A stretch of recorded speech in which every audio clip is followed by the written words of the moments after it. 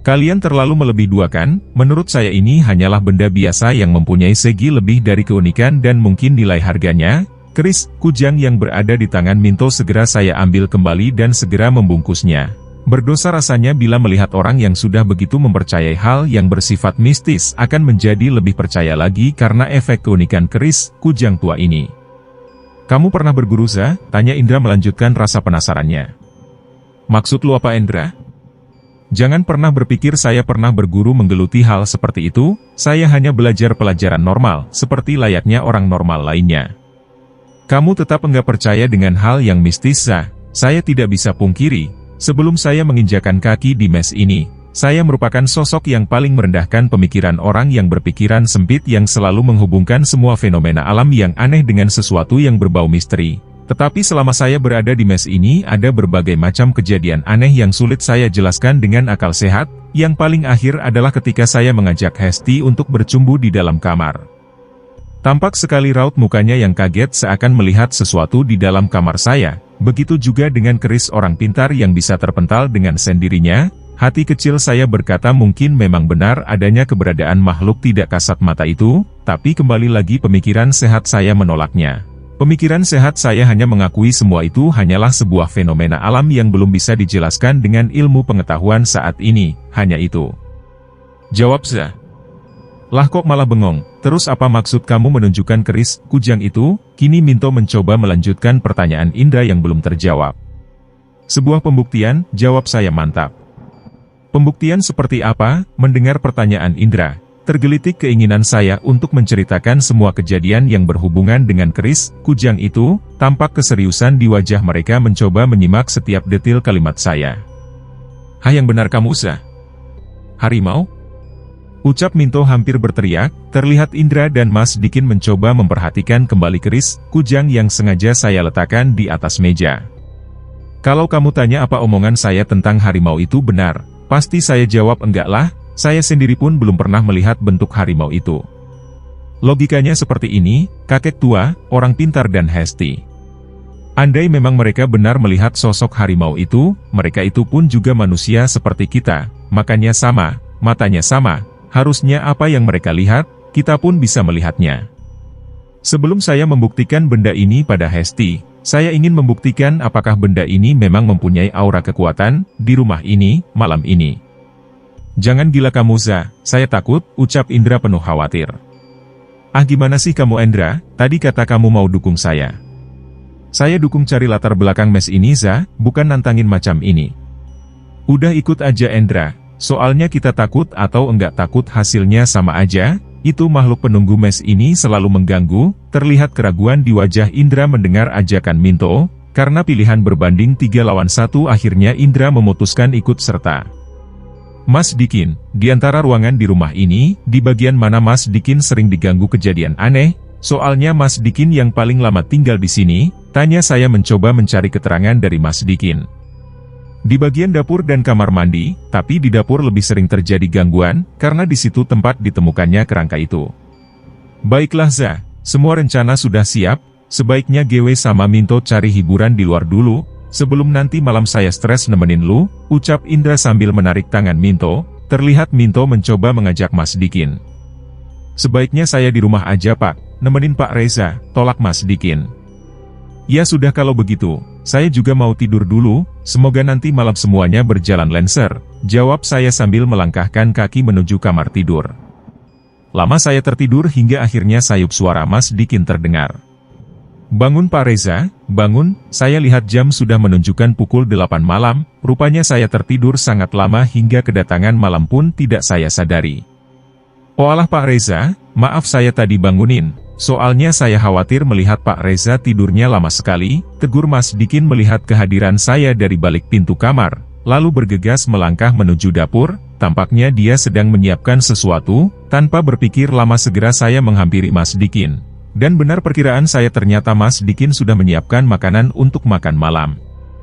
"Mana Indra dan Minto?" Mas Dikin mencoba menjelaskan tentang keberadaan Indra dan Minto yang belum terlihat hingga saat ini. "Temenin saya makan, Mas," ajak saya kepada Mas Dikin untuk menghilangkan rasa sepi. Tampak Mas Dikin tidak menjawab dan hanya menganggukkan kepalanya. Pak Reza jadi ingin membuktikan apa yang direncanakan tadi siang, tanya Mas Dikin tanpa sekalipun tatapannya memandang saya. Terlihat dia terlalu asik memainkan sendok nasi di tangan kanannya. Kenapa Mas? Mas Dikin takut atau ragu? Enggak ada yang perlu ditakutin dan dikhawatirkan, semuanya pasti akan berjalan lancar, jawab saya mencoba memberi ketenangan dan keberanian kepada Mas Dikin. Lagian Mas Dikin kan sudah sering lihat setan di film-film horor, masak harus kaget dan takut lagi. Jika bertemu dengan mereka, ucap saya sambil sedikit tertawa mencoba mengajak Mas Dikin bercanda. Saya enggak takut Pak. Seiring ucapan Mas Dikin, kini tercium bau bangkai yang menyeruak menusuk hidung. Hampir setiap malam selama saya berada di mes ini, bau itu selalu tercium tanpa mengenal waktu kedatangannya. Sirna sudah keinginan saya untuk melanjutkan makan malam ini, bau bangkai yang saya rasakan malam ini melebihi bau yang saya rasakan malam sebelumnya. Tampak Mas Dikin sama sekali tidak terganggu dengan bau bangkai ini, dirinya masih terlihat santai memainkan sendok di tangannya. Melihat tingkah Mas Dikin yang sedemikian rupa, perasaan saya yang sebelumnya biasa saja mendadak menjadi tidak nyaman. Ada apa dengan orang ini? Mas Dikin yang sebelumnya membangunkan saya dengan nada cerianya kini terlihat dingin dan tidak bersemangat untuk sekedar berbicara. Apakah dia mendadak sakit, tanya saya dalam hati. Keinginan saya untuk bertanya sengaja saya urungkan. Mungkin dia memang hanya ingin bertingkah seperti itu. Ada kalanya seseorang merasa nyaman dengan tingkah laku yang justru dinilai orang sebagai tingkah laku yang aneh. Besok 2 tolong beli pengharum ruangan Mas, bau ini benar sudah mengganggu, pinta saya kepada Mas Dikin. Terlihat Mas Dikin kembali menganggukkan kepalanya. Terus sama lampu di ruangan ini Mas, tolong diganti dengan yang lebih terang. Saya heran kok pada betah-betahnya tinggal di rumah yang lampunya redup.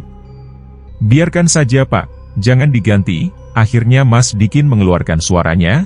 Ada rasa gembira mendengar Mas Dikin yang akhirnya mau berbicara, tapi ada rasa dongkol juga yang saya rasakan mendapatkan ucapan penolakan yang keluar dari mulut Mas Dikin. Sangat terasa tidak sopan permintaan saya yang sangat sederhana mendapatkan penolakan seperti itu. Bila alasan penolakan ini dikarenakan tidak ada yang mau mengeluarkan uang hanya untuk membeli sebuah lampu, maka saya yang akan memberikan uang. Untuk membeli lampu tidak hanya 1 buah lampu. Tapi, lampu itu sudah terlihat redup Mas. Saya harap besok digan. Belum sempat saya melanjutkan ucapan ini, terlihat bola lampu itu seperti mengeluarkan pijaran api dan mendadak padam lalu menyala lagi dalam sekejap.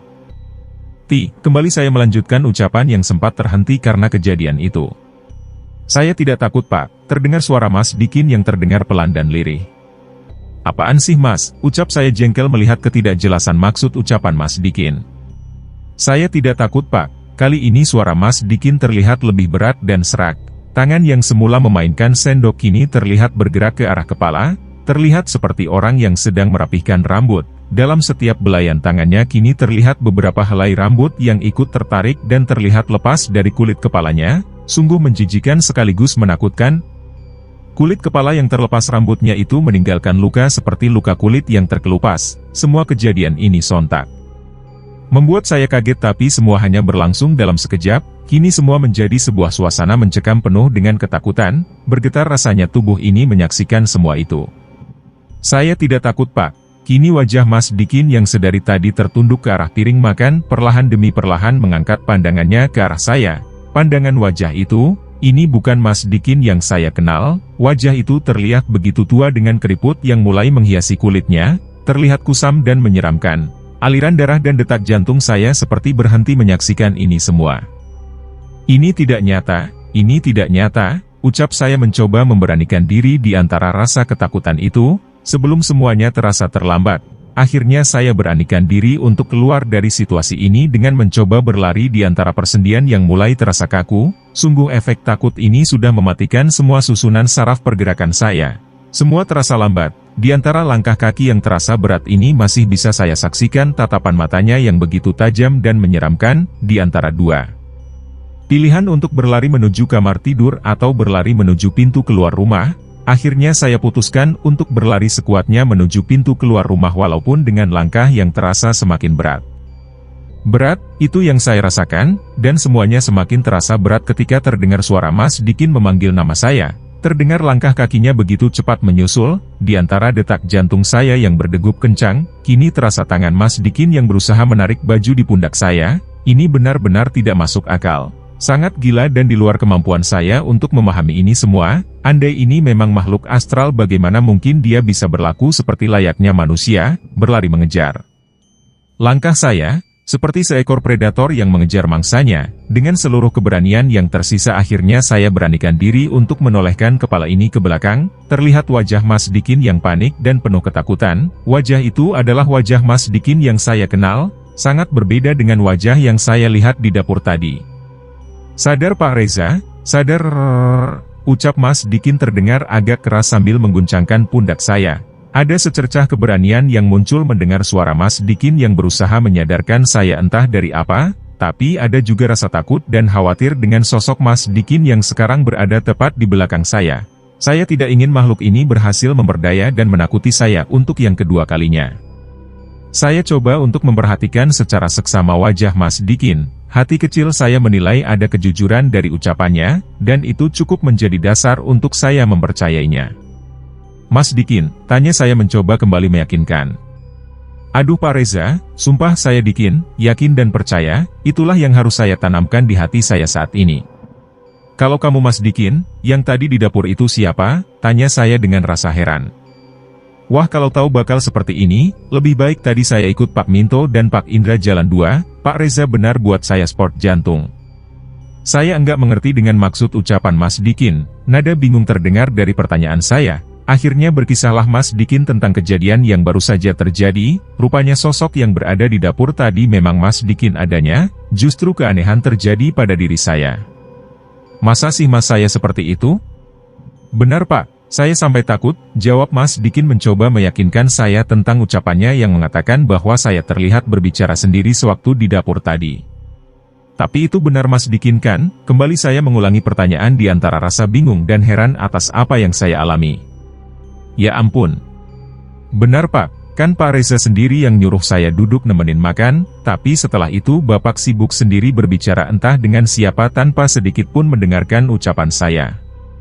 Ini benar-benar aneh, kali ini GW benar tidak mempunyai jawaban apa atas kejadian di dapur tadi. Sumpah Pak, saya takut melihat Pak Reza yang ketakutan seperti itu, sampai piring yang pecah karena terlenggor tangan Pak Reza saya tinggalkan begitu saja di lantai. Melihat Pak Reza lari, saya juga jadi ikutan lari. Saya pikir Pak Reza melihat sesuatu yang menyeramkan. Akhirnya saya jelaskan kepada Mas Dikin tentang peristiwa yang baru saja saya alami. Terdengar tidak masuk akal dan terkesan mengada. Andai di ruang tamu ini ada orang lain selain Mas Dikin, saya tidak akan menceritakan apa yang baru saja saya alami. Bercerita sesuatu yang tidak masuk akal hanya akan membuat saya seperti orang bodoh yang sedang berhayal. Saya percaya Pak, enggak mungkin Pak Reza bohong soal seperti ini, karena Pak Reza itu orang yang paling anti untuk mempercayai hal yang mistis. Kalau boleh saya kasih saran Pak, sebaiknya rencana Bapak tadi siang itu sebaiknya dibatalkan saja. Perasaan saya enggak enak Pak, ucap Mas Dikin dengan raut wajah khawatir. Ah, itu cuma perasaan Mas Dikin aja yang penakut. Saya mencoba meredakan ketakutan Mas Dikin. Kembali tercium bau bangkai seperti bau yang tercium di dapur tadi. Pandangan saya mentap Mas Dikin dengan harapan Mas Dikin mencium juga bau yang tercium indera penciuman saya ini. Tadi Mas Dikin mencium bau ini juga kan di dapur? Iya Pak, terlihat mulut Mas Dikin komat kamit membaca sesuatu. Bisa saya rasakan udara di ruangan tamu yang biasanya terasa hangat kini seperti terjamah kekuatan tak kasat mata itu, terasa dingin dan lembab. Samar-samar terdengar suara seperti orang yang sedang membenturkan sesuatu di lantai. Suara apa itu Mas? Saya enggak tahu Pak. Mata Mas Dikin memberikan isyarat bahwa sumber suara itu berasal dari teras depan. Saya coba memberikan isyarat balik kepada Mas Dikin untuk mencari tahu penyebab suara aneh itu. Dengan sangat perlahan Mas Dikin mencoba menyingkap gorden dan mencoba melihat apa yang terjadi. Apa Mas? Enggak ada apa Mas, siring jawaban Mas Dikin. Saya mencoba ikut mengintip keluar, dan memang betul apa yang dikatakan Mas Dikin. Hanya cahaya redup lampu teras yang sedikit menerangi gelapnya malam yang saya saksikan. Kembali saya mengajak Mas Dikin untuk duduk dan memutuskan menunggu kehadiran Minto dan Indra. Seiring waktu yang terus berjalan tanpa terasa jam sudah menunjukkan pukul 10 malam. Suasana malam ini terasa hening bahkan saya bisa mendengar bunyi jarum jam yang berdetak. Mungkin keheningan ini dikarenakan rasa takut, cemas, penasaran yang saya rasakan. Semua perasaan itu seperti tercampur aduk dalam pikiran saya. Pak Reza, kenapa Bapak enggak minta pindah rumah ke kontrakan yang lain pada pihak kantor? Jujur Pak, makin lama saya juga jadi enggak betah di sini. Setiap hari bawaannya takut, berceritalah Mas Dikin tentang kebiasaannya yang selalu keluar rumah di saat kami bekerja di rumah, dan terkadang di saat malam tiba, Mas Dikin sering beralasan keluar ingin berpartisipasi menjaga keamanan. Runtuh sudah pandangan saya yang beranggapan bahwa Mas Dikin adalah orang yang bisa saya andalkan di saat terjadi sesuatu dikarenakan saya melihat ketenangan Mas Dikin menghadapi fenomena ini. Bukannya enggak minta Mas, saya, Indra dan Minto bahkan sudah ngajuin bersama keinginan untuk dipindahkan tempat tinggal. Tapi selalu saja perusahaan beralasan semua itu belum dianggarkan, jadi untuk sementara lebih baik tinggal di aset milik perusahaan. Saya coba menjelaskan alasan kami masih bertahan di mes ini. Jadi gimana Pak? Masih mau nunggu Pak Minto dan Pak Indra? Kembali Mas Dikin mencoba bertanya di antara perasaan yang semakin lama semakin terasa mencekam. Saya bisa melihat ketidaknyamanan Mas Dikin dalam duduknya. Malam seperti tidak memberikan saya banyak pilihan, hanya ada dua pilihan. Duduk dengan perasaan takut yang tak beralasan atau berbuat sesuatu untuk pembuktian dan menghilangkan semua rasa penasaran ini. Tunggu sebentar Mas, bergegas GW melangkah ke arah kamar untuk mengambil keris kujang tua itu. Tampak Mas Dikin mencoba mengikuti saya. Saya harap benda ini bisa sedikit memberikan gambaran kejadian yang bisa menghapuskan garis tipis di antara keraguan saya untuk percaya dan tidak percaya dengan hal yang mistis. Harap saya ketika menggenggam keris kujang tua itu, Mas Dikin tampak kebingungan mencoba mengikuti apa yang selanjutnya akan saya lakukan. Di mana Mas Dikin letakkan sesajian terbesar di rumah ini, tampak ada sedikit keraguan di wajah Mas Dikin untuk menjawabnya. Di mana Mas? Tanya saya sekali lagi. Kini Mas Dikin mengajak saya untuk menuju dapur. Tampak di meja makan bekas piring makan Mas Dikin yang masih menyisakan nasinya yang belum habis termakan, begitu juga dengan pecahan piring dan nasi yang berserakan di lantai bawah meja makan. Di luar pintu itu Pak, Mas Dikin mencoba membuka pintu yang menghubungkan dapur dengan halaman luar belakang mes. Ketika pintu terbuka terlihat sesajen dengan berbagai macam menu di dalamnya. Bodoh, ini benar bodoh. Saya coba memaki semua kekonyolan ini dalam hati yang terdalam. Sesajen ini sama seperti sesajen yang GW lihat di kamar Minto dan Indra, tapi kini terlihat ada tambahan yang sangat mencolok mata ini. Sebuah kepala ayam hitam terlihat di sana, di sebuah cawan yang berisi sajian darah ayam. Ide siapa ada tambahan kepala ayam itu Mas? Orang pintar itu Pak, jawab Mas Dikin dengan polosnya. Rupanya orang pintar yang pernah menghipnotis saya waktu itu yang memberikan ide pintar ini. Mana kemenyannya Mas? Ucap saya kepada Mas Dikin. Terlihat Mas Dikin berlari mengambil kemenyan dan kembali lagi dengan sebuah bungkusan di tangannya. Kemenyan ini memang sengaja saya pesan sedari siang tadi. Pengalaman saya menyaksikan orang pintar yang membakar kemenyan dalam proses ritualnya telah menginspirasi saya untuk melakukan hal yang sama. Tanpa berlama-lama lagi segera saya bakar kemenyan dan duduk bersila di antara redupnya lampu belakang dan gelapnya malam. Angin yang berhembus, menyebarkan aroma wangi.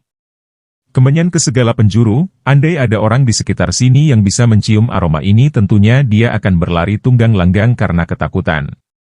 Kini Mas Dikin ikut duduk bersila di samping saya bingung, apa yang harus saya ucapkan untuk berinteraksi dengan mereka. Untuk sementara kami hanya terduduk dengan pandangan menatap kegelapan malam. 20 menit berlalu tanpa ada suatu kejadian apapun. Mungkin kami salah melakukan ritual ini. Bosan rasanya menghadapi kenyataan ini. Di mana suara itu? Di mana makhluk dua yang biasanya mengganggu itu? Di mana harimau yang konon katanya jelmaan kujang keris tua ini? Di mana bau bangkai yang biasa muncul? Itu, di mana? Rasa kecewa dan bosan yang bercampur aduk di dalam penantian tanpa hasil ini rupanya telah berhasil memancing rasa emosi yang saya pendam. Siapapun kalian, apapun kalian muncul.